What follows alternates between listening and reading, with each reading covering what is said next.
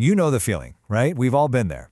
You make a plan, you set a goal, you're going to hit the gym, you're going to learn that new language, you're finally going to start that project. You get this huge surge of motivation, but a few weeks later, it's just gone. And you're left thinking, man, if only I had more willpower.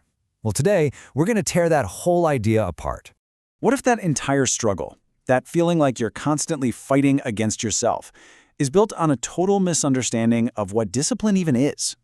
What if trying to find more willpower is like trying to fix a leaky boat by bailing out the water faster and faster instead of just, plugging the hole? So you've got this popular idea, right? Discipline is some heroic effort. It's all about gritting your teeth and white-knuckling your way through every single temptation. But then you look at the science, and it tells a completely different story. Real sustainable discipline, it's all about intelligent system design. It has less to do with your internal struggle and way more to do with your external world. And that right there is the core of what we're talking about today. The most disciplined people on the planet, they don't have some secret stash of willpower that you and I don't. They're not superheroes. They're just better architects. They design their lives. James Clear, the author of Atomic Habits, just nails it with this quote. And what's wild is that when scientists actually study these super self-controlled people, they find they aren't all that different from the rest of us. They've just figured out a secret. Instead of fighting their environment, they make their environment work for them. So here's the big takeaway. Your goal is to make good habits easier and bad habits harder. It's that simple. You want to run in the morning? Lay out your running clothes the night before. Bam! Friction removed. You want to eat healthier? Put that fruit bowl right on the counter and hide the cookies where you can't see them. You're basically tricking yourself into making the right choice by making it the easiest choice. Okay, so we get it. Designing our environment actually works. But why? Why does it work so well? To understand that, we've got to pop the hood and take a look at the fascinating neuroscience behind how our brains actually build habits in the first place. Deep inside your brain, there's this incredible set of circuits that's basically running on autopilot. I mean, think about it. It's the part of you that takes over when you brush your teeth, or drive to work, or tie your shoes, letting you do all this complex stuff without even thinking about it. And this system has a name. It's called the basal ganglia. Research shows that this area is absolutely critical. It's basically the gatekeeper for all of your automated behaviors, from physical actions to even your thought patterns. So how does this thing even work? Well, you can think of it in 3 basic steps. First, it selects a stored program from its library, like the Go for a Walk program. Second, and this is the absolute game changer from the research, it doesn't hit the gas pedal. Instead, it just releases the brakes on that program. It just gets out of the way.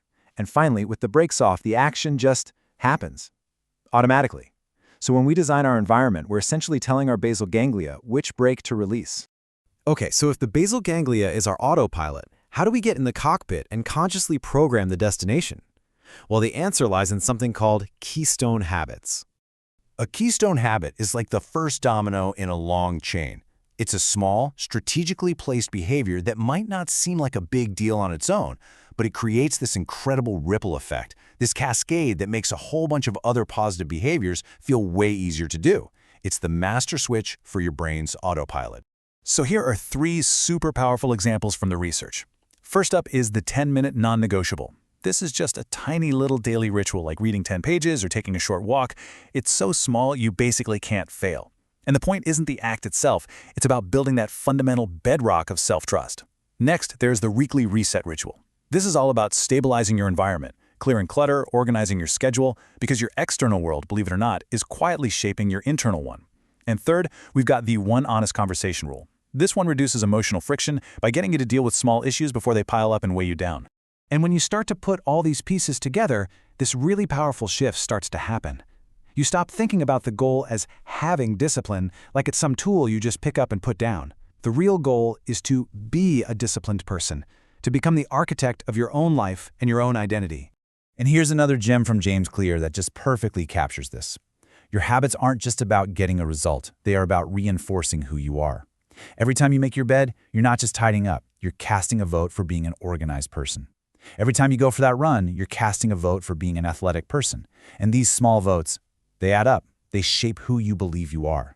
And the best part is, you don't need some massive, life-altering overhaul to do this. It's all about the principle of compounding gains. Just getting 1% better each day adds up to a staggering transformation over a year.